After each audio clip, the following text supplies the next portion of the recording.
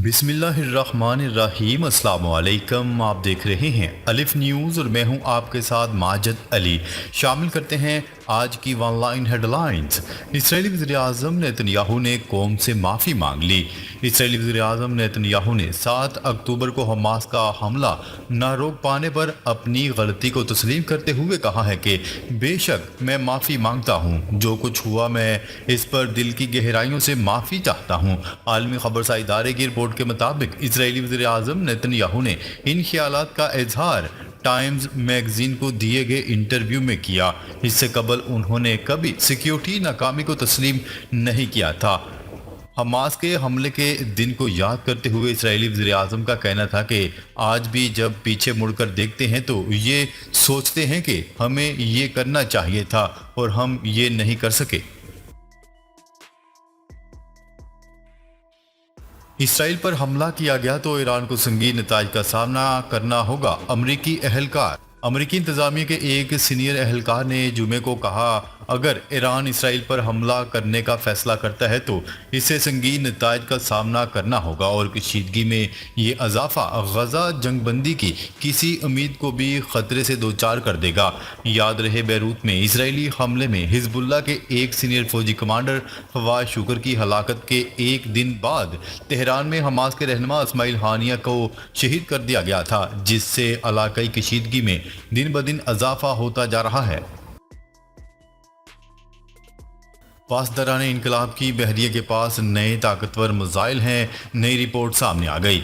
ईरानी पासदारान इनकलाब ने जुमे को कहा, इसकी बहरिया के पास ताकतवर धमाका खेज जंगी मवाद से आरास्ता नए क्रूज मिसाइल मौजूद हैं जो रेडार पर नजर नहीं आते।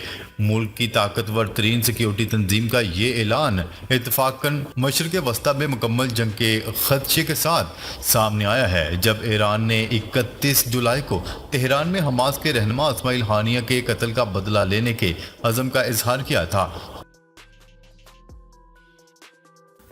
इसराइल पर जवाबी हमले के अलावा कोई ऑप्शन मौजूद नहीं, ईरान ने खबरदार कर दिया। ईरान के कायम मकाम वज़ीर ख़ारजा का कहना है कि ईरान के पास कोई और ऑप्शन मौजूद नहीं है सिवाय इसके कि इसराइल को जवाब दिया जाए। अरब मीडिया की रिपोर्ट के मुताबिक ईरान की तरफ से एक बार फिर इस अज़म का आदा किया गया है कि वो इसराइली हमले का बदला ज़रूर लेगा। ओआईसी के गैर मामूली इजलास में इस मामले पर बहस के दौरान ईरान के कायम मकाम वज़ीर ख़ारजा अली बाकर ने कहा कि अक़वाम मुत्तहिदा की सलामती कौंसिल की तरफ से इस हवाले से कोई नोटिस ही नहीं लिया जा सका कि इसराइल ने ईरानी दारुल-हुकूमत में जारहियत का इर्तिकाब किया है। अमेरिका, मिस्र और कतर की हमास व इसराइल को गजा में जंगबंदी मुज़ाकरात की दावत। अमेरिका, मिस्र और कतर ने इसराइल और हमास से मुतालबा किया है कि 15 अगस्त को जंगबंदी और यरगमानियों की रहाई के लिए इजलास में शिरकत करें ताकि मुआहदे को हतमी शक्ल दी जा सके। मीडिया रिपोर्ट्स के मुताबिक तीनों ममालिक ने जारी किए गए मुश्तरका बयान में कहा है कि फ़रीक़ैन गजा में जंगबंदी के लिए 15 अगस्त से मुज़ाकरात का आगाज़ करेंगे। इस बयान में मजीद कहा गया है कि मुज़ाकरात दोहा या कतर में हो सकते हैं। मजीद वक्त ज़ाया न करने, ना ही किसी फरीक की तरफ से कोई उज़्र पेश करने की ज़रूरत है। तीनों ममालिक ने मुश्तरका बयान में कहा है कि यरगमानियों की रहाई, जंगबंदी शुरू करने और मुआहदे पर अमल दरामद का वक्त है। इस्तिकामती महाज के मुजाहिदीन और सहूनी फौजियों के माबैन झड़पें, 12 सहूनी फौजी जख्मी। सहूनी फ़ौज ने जुमे को अपने ताज़ा तरीन अदाद शुमार में गजा पट्टी में फ़लस्तीनी इस्तिकामत और शुमाली मकबूजा फ़लस्तीन में हिजबुल्लाह के जवानों के साथ जंग में अपने मज़ीद फ़ौजियों की हलाकत और ज़ख्मी होने का इतराफ़ कर लिया। अल जज़ीरा की रिपोर्ट के मुताबिक सहूनी हुकूमत की फ़ौज ने जुमे को एक बयान में इतराफ़ किया है कि गुज़िश्ता 24 घंटों में इसके बावजूद फ़ौजी गजा के मुख्तलिफ इलाकों में ज़ख्मी हुए हैं। इनके मुताबिक जंग के आगाज़ से अब तक मजमूई तौर पर 4284 सहूनी फौजी अफसरान और अहलकार जख्मी हो चुके हैं, जिनमें 2190 फौजी गजा के मुख्तलिफ इलाकों में ज़मीनी जंग में निशाना बने। कैमिला हैरिस ने इसराइल को असला फराहमी रोकने की मुखालफत कर दी। امریکی صدارتی امیدوار اور موجودہ نائب صدر کیملا ہیرس نے امریکی اتحاد اسرائیل کو اسلحہ فراہمی روکنے کی مخالفت کر دی۔ عرب میڈیا کی رپورٹس کے مطابق کیملا ہیرس جب سے ڈیموکریٹک پارٹی کی طرف سے جو بائیڈن کی جگہ پر صدارتی امیدوار بنی ہیں، ان کے حوالے سے اسرائیل کے حق میں آنے والا یہ بیان ٹھوس اور اہم بیانات میں سے ایک ہے۔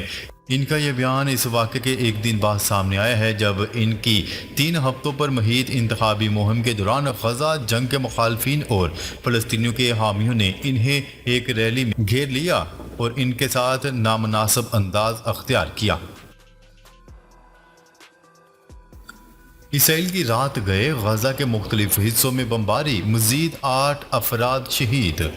اسرائیل نے جنوبی وسطی اور شمالی غزہ کے علاقوں میں قائم گھروں اور خیموں پر بم برسا دیے۔ نیوز رپورٹ کے مطابق اسرائیل نے رات کے اوقات میں غزہ کے مختلف حصوں میں بمباری کر کے 8 فلسطینی شہید کر دیے۔ غیر ملکی میڈیا کی رپورٹس کے مطابق اسرائیل نے جنوبی وسطی اور شمالی غزہ کے علاقوں میں قائم گھروں اور خیموں پر بم برسائے، جس کے نتیجے میں شہادتوں میں اضافہ ہو گیا۔ جرمنی میں امریکی میزائل تعینات منصوبے سے جرمنی شہری فکر مند۔ ایک حالیہ سروے کے مطابق جرمن شہریوں کو اس بارے میں خاصی فکر لاحق ہے کہ اگر امریکہ نے طویل فاصلے تک مار کرنے والے میزائل جرمنی میں تعینات کیے تو روس کے ساتھ کشیدگی بڑھ جائے گی۔ امریکہ کا جرمنی میں طویل فاصلے تک مار کرنے والے ہتھیاروں کی تعیناتی کا فیصلہ جولائی میں نیٹو کے سربراہی اجلاس کے موقع پر یہ اعلان کیا گیا تھا کہ امریکہ کے ٹوماہاک کروز میزائل اور نئے تیار کردہ SM-6 ہائپرسونک ہتھیاروں کو 2026 سے جرمنی منتقل کیا جائے گا۔ سعودی عرب مکہ، عسیر اور جازان میں شدید بارشوں کی پیش گوئی۔ سعودی عرب کے موسمیات کے قومی مرکز کے تجزیہ کار نے امکان ظاہر کیا ہے کہ مکہ مکرمہ، عسیر اور جازان میں آئندہ ہفتے کے آخر تک شدید بارشیں ہو سکتی ہیں۔ سعودی خبرساں ادارے کی رپورٹ کے مطابق تجزیہ کار کا کہنا تھا کہ تیز اور گرد آلود تیز ہوائیں چل سکتی ہیں، جس کے بعد بارشوں کا آغاز ہو سکتا ہے۔ موسمیاتی تجزیہ کار نے توقع ظاہر کی ہے کہ بارشوں سے مکہ مکرمہ کے پہاڑی علاقے جبکہ عسیر اور جازان کے مختلف حصے بھی بارش سے متاثر ہوں گے۔ یوکرین کا روسی علاقے پر قبضے کا دعویٰ۔ غیر ملکی خبرساں ادارے کی رپورٹ کے مطابق یوکرین نے روسی سرحد سے 10 کلومیٹر تک کے علاقے پر قبضے کا دعویٰ کر دیا۔ نیوز رپورٹ کے مطابق یوکرین نے روس کے سرحدی علاقے کرسک میں حملہ کر کے 10 کلومیٹر علاقے پر قبضے کا دعویٰ کیا ہے۔ روس کی جانب سے یوکرین کو بھاری نقصان پہنچانے کے دعوے کیے گئے ہیں۔ روسی وزارت دفاع کا کہنا ہے کہ کرسک میں یوکرین کے 1000 فوجی ہلاک اور 100 فوجی گاڑیاں تباہ کر دیں۔ اسرائیلی وزیر دفاع نے غزہ سے اسرائیلی اسیران کو وطن واپس لانے کے لیے جلد ایک معاہدے تک پہنچنے کی ضرورت پر زور دیا ہے۔ اسرائیلی فوج کے ایک بیان کے مطابق اسرائیلی وزیر دفاع نے اپنے امریکی ہم منصب لائٹ آسٹن کے ساتھ بات چیت کے دوران یہ ریمارکس دیے، جنہوں نے معاملے کو جلد از جلد نپٹانے پر اتفاق کیا۔ اسرائیل نے جنگ بندی کے مذاکرات کے ایک اور دور کے لیے اگلے ہفتے ایک مذاکراتی ٹیم دوحہ یا قاہرہ بھیجنے پر رضامندی ظاہر کی ہے۔ افغانستان میں سرکاری ملازمین کے لیے 5 وقت کی نماز باجماعت پڑھنا لازمی قرار۔ افغان میڈیا کے مطابق طالبان رہنما ملا ہیبت اللہ اخوند زادہ نے نیا فرمان جاری کر دیا، جس میں سرکاری ملازمین کو 5 وقت کی نماز باجماعت ادا کرنے کا حکم دیا گیا ہے۔ افغان میڈیا کی رپورٹ کے مطابق حکم نامے میں کہا گیا ہے کہ تمام سرکاری ملازمین 5 وقت کی نماز مسجد میں جا کر باجماعت ادا کریں اور بغیر کسی عذر کے باجماعت نماز ادا نہ کرنے والوں کو سخت سزا دی جائے گی۔ پاکستان کے ایران کو شاہین میزائل دینے کی خبروں میں کوئی صداقت نہیں، پاکستان دفتر خارجہ۔ ترجمان دفتر خارجہ کا کہنا ہے کہ پاکستان کی جانب سے ایران کو شاہین میزائل دینے کی خبروں میں کوئی صداقت نہیں ہے۔ ہفتہ وار بریفنگ میں ترجمان دفتر خارجہ ممتاز ظاہرہ بلوچ نے بتایا کہ نائب وزیر اعظم اور وزیر خارجہ نے فلسطین کی موجودہ صورتحال پر OIC کے غیر معمولی اجلاس میں شرکت کی، جس میں نائب وزیر اعظم نے فلسطین میں انسانی ہمدردی کی بنیاد پر امداد کو بلا تعطل جاری رکھنے پر زور دیا۔ بنگلہ دیش میں عبوری حکومت کے قیام کا خیر مقدم کرتے ہیں چین۔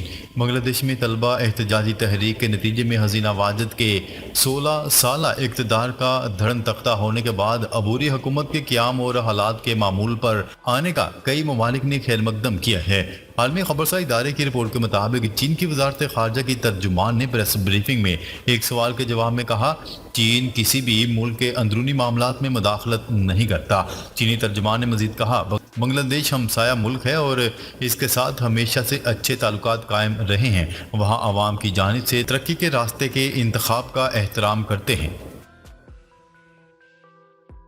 اسماعیل ہانی کی شہادت کا ذمہ دار اسرائیل ہے۔ اسلامی تعاون تنظیم OIC نے ایران میں حماس کے سیاسی سربراہ اسماعیل ہانی کو شہید کرنے والے حملے کی ذمہ داری اسرائیل پر عائد کر دی، جبکہ ایران نے جوابی کارروائی کا عزم ظاہر کیا۔ الجزیرہ کی رپورٹ کے مطابق سعودی عرب میں 57 رکنی ولاق کے ایک غیر معمولی اجلاس کے بعد جاری کردہ ایک بیان میں کہا گیا ہے کہ وہ اس گھناؤنے حملے کے لیے غیر قانونی قابض طاقت اسرائیل کو ذمہ دار ٹھہراتے ہیں۔ یورپی صارفین کا ڈیٹا استعمال کرنے پر ایکس کے خلاف عدالتی جنگ شروع۔ غیر ملکی خبرساز ادارے کی رپورٹ کے مطابق ڈیٹا پروٹیکشن کمیشن نے ہائی کورٹ میں ایکس کے خلاف عدالتی جنگ کا آغاز کر دیا۔ کمیشن کی جانب سے یہ فیصلہ ان خدشات پر کیا گیا کہ ایکس کی جانب سے یورپی صارفین کی پبلک پوسٹوں کو artificial intelligence tools AI chat bot گروہ کے نئے ورژن کو ترتیب دینے کے لیے استعمال کیا جا سکتا ہے۔ یہ نیا AI چیٹ بوٹ اگست 2024 میں کسی بھی وقت متعارف کروائے جانے کا امکان ہے۔ پاکستان نے افغان مہاجرین کی واپسی کے لیے امریکہ سے تعاون مانگ لیا۔ پاکستان نے ملک میں موجود افغان مہاجرین کی واپسی کے لیے امریکہ سے تعاون مانگ لیا۔ وفاقی وزیر انجینئر امیر مقام سے پاکستان میں امریکی سفیر ڈونلڈ بلوم نے اسلام آباد میں ملاقات کی۔ اس موقع پر افغان مہاجرین کی بہبود، بحالی اور دو طرفہ تعاون سے متعلق امور پر تبادلہ خیال کیا گیا۔ سونے کی فی تولہ قیمت میں 1000 روپے کا اضافہ۔ ملک میں فی تولہ سونا 1000 روپے مہنگا ہو کر 2,56,500 روپے کا ہو گیا۔ انٹر بینک میں امریکی ڈالر 278 روپے 55 پیسے کا ہو گیا۔ کاروباری ہفتے کے آخری روز انٹر بینک میں امریکی ڈالر 14 پیسے سستا ہو گیا۔ اسٹیٹ بینک کے مطابق انٹر بینک میں ڈالر کم ہو کر 278 روپے 55 پیسے پر بند ہوا۔ ناظرین، اب تک کے لیے اتنا ہی۔ مزید خبریں لے کر بہت جلد آپ کی خدمت میں حاضر ہوں گے۔ تب تک کے لیے اپنا خیال رکھیے گا۔ اللہ نگہبان۔